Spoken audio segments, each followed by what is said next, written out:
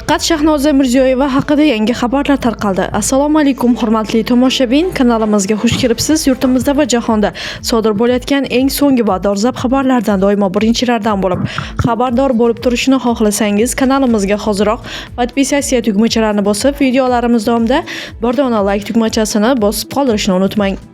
Eksklyuziv bandlikni kuchaytirish va kambag'allikka qaytish xavfi yuqori bo'lgan oilalarni qo'llab-quvvatlash bo'yicha nazorat Shahnoza Mirziyoyevaga topshirildi. Prezident Shavkat Mirziyoyev kambag'allikni qisqartirish va aholi bandligini masalalari muhokama qilingan video selektor yig'ilishida daromad topish imkoniyati cheklangan va nogironligi bor shaxslar kambag'al reyestridan chiqarilishi, ularni to'liq davlat qo'llab-quvvatlash kerakligini ta'kidladi.